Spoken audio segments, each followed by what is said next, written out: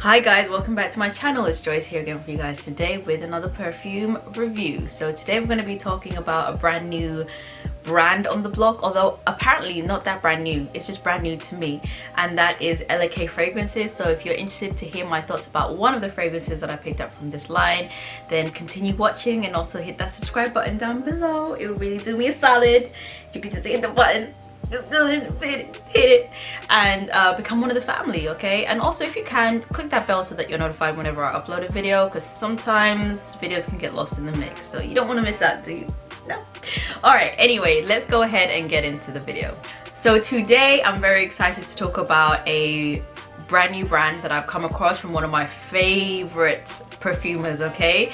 And that is Sonia Constant. She's come out with her own niche line of fragrances. I feel like she's one of the very few female perfumers to have actually done so. So congratulations to her, because I didn't even know about this whole situation.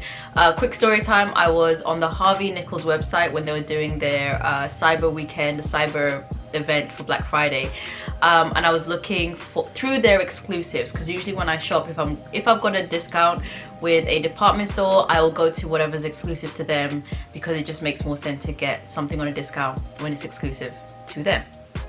Anyway, so I was perusing their exclusives and I saw some really pretty bottles. So I was looking at the bottles for the perfume because they were just really pretty colors, and started to read the blurb and recognize the name, and I was like, Sonia, when did this happen? So apparently this brand has been out since 2018 or thereabouts, and it's 2 years later and now I'm actually finding out about her. So really excited to talk to you guys about this particular fragrance. So I did end up picking one of them. This is a blind buy, or this was a blind purchase, because obviously lockdown, so I couldn't actually go out to be able to smell it, but I was trying to gauge through the accords and the notes which one would be the best fit for me, and I settled on Baiser de Florence, which is this one right here. It's really bright today, so the sun is definitely washing out the information, but it's very well presented. I really like how clean the design is.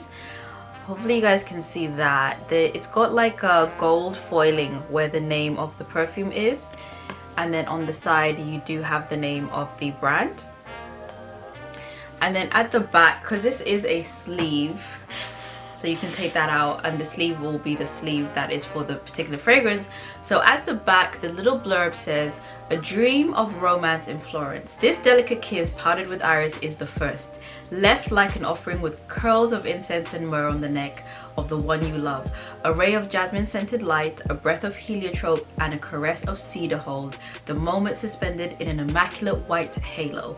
A musky vanilla will leave its imprint on the wearer's memory, and like a piece of gauge, prolongs the sillage and marks the moment forever." So really pretty, beautiful words there about this particular fragrance. So this is a 70 ml, which is 2.3 fluid ounces. So that's the outer sleeve that you'll get for the actual perfume, and then it comes enclosed in this very pretty box, white box. Now this is one I'm gonna have to put away because I don't want to get this dirty at all, and I know how I am, but it's very nicely designed again with the logo. And then when you open it up, I'm trying to do this for you guys, when you open it up, you get the fragrance on the inside, which right now on camera is looking very amber, but it's not, it's pink.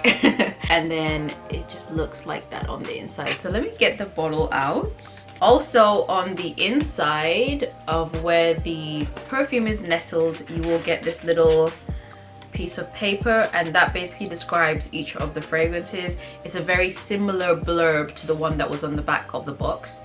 And yeah, so basically whichever fragrance that you get, you've got a description of all of them to kind of give you an idea of what they would smell like, or at least the story behind them. So from my understanding, these fragrances are very much inspired by Sonia's travels all over the world. So this particular one is inspired by her travels to Florence. There's one inspired by her travel to Botswana in Africa. There's one inspired by India. I mean, she has a few in the range and they all look very, very interesting. Now, I'm not gonna lie to you guys, I was definitely very much pulled by the fact that this is a pink bottle, and I'm a sucker for anything pink. But I also love a glass bottle when it comes to fragrances. I just really love a clear glass bottle, and then the juice inside is pink. I think it's pulling a little bit amber right now because of how my lighting is, but yeah, there we go. That's a better representation. This is what the actual color looks like. It's this gorgeous, gorgeous pink. Now it's got a very, look at the cap. Did you see the cap? This is heavy. It's gold. It's got the logo on the top as well, which is this like plant, I'm guessing, I think. And it says LK Perfumes in Paris right on there. Very, very gorgeous design. Nice weight as well. Not too heavy, but heavy enough, right? Heavy cap, which isn't magnetized, but it doesn't matter. Not everything has to be magnetized, you know what I mean? And then this is what the fragrance looks like. Now, I have had a chance to play around with this a few times, and you know, it's like this. It's not my favorite, but I knew this was going to be a risk.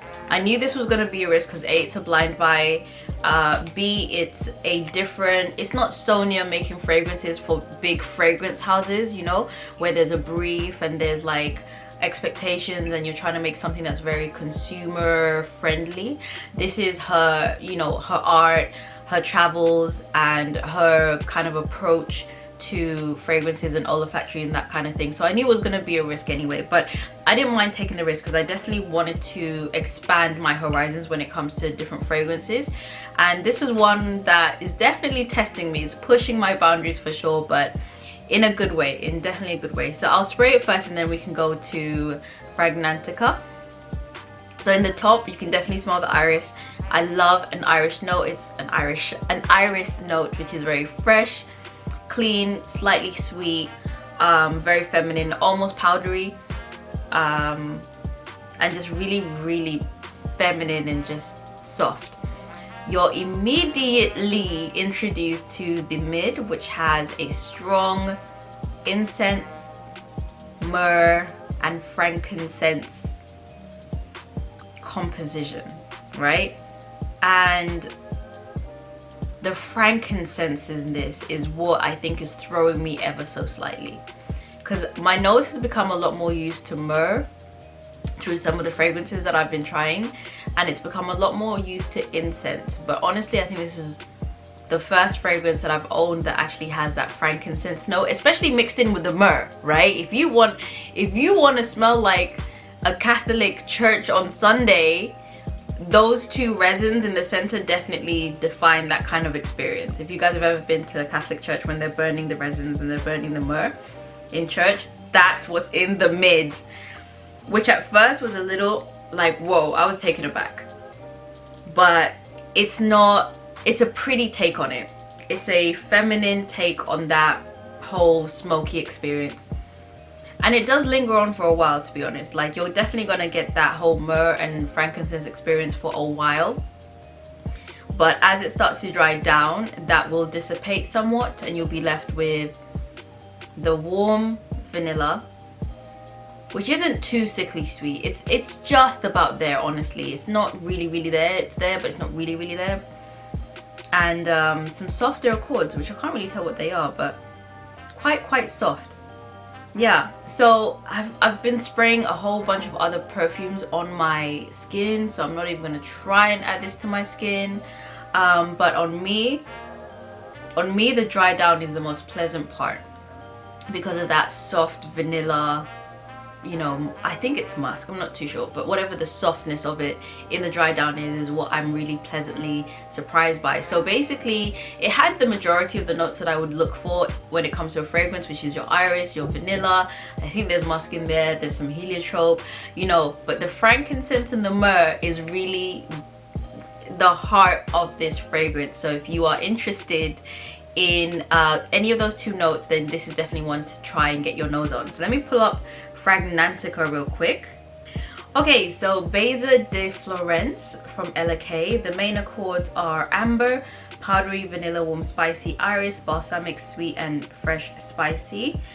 Okay, I'm not too sure why people are saying amber. I don't get amber, but maybe the combination of the incense and the myrrh create you know, create the amber, I guess, maybe to some people, not to me. So it does have olibanum, I don't know how you say that, which is frankincense, which is a fresh, balsamic, somewhat green, woody and spicy fragrance with a fruity top.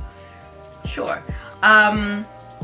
Yeah, so there aren't many reviews on this at the moment, so that's not really, it's not going to be the most helpful, I believe, on Fragrantica at least. I think some other websites might have reviews, but I would not say this is an amber fragrance. I don't know why that's up there, but I wouldn't say that. I do think you get in the dry down a powdery experience, a vanilla experience. It's definitely warm spicy because of the myrrh and because of that frankincense heart. The iris is very prominent in the top, a gorgeous fresh opening. It's so lovely, and it is slightly sweet and a little bit spicy. Now what I would say is, if you have to be a fan of frankincense and myrrh to want this fragrance, and that's just that. If you're not, this is going to be too overpowering for you. In the dry down, at least in the dry down on my skin as well, you get less of the frankincense and myrrh, but it's still definitely there and it lingers for a while because it is a very strong note, or couple of notes. So depending on how your skin kind of absorbs them, you're going to get a really bassy dry down, or you're going to get a slightly light dry down with the vanilla, and so on and so forth. I really like when the dry down is in that vanilla stage on my skin versus when it's in the frankincense realm. Again, it's really, for me, it's really the frankincense that's kind of throwing me. I'm okay with the myrrh, and I'm even okay with the extra spiciness, but it's that frankincense that's kind of like, oh, just a little bit too much for me to stomach. Either way, I think this is actually a very beautifully designed fragrance. So much so, because of that frankincense, I think that a gentleman can get away with actually wearing this. Not to say that I believe that it was designed in that way, but I think Sonia's approach to fragrances is very much a unisex kind of vibe for the most part.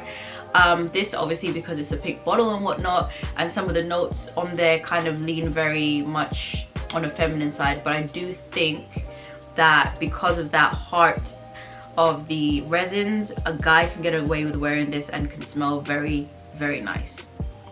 That's my thinking. I haven't actually tested it out yet. So, you know, it's a beautiful fragrance.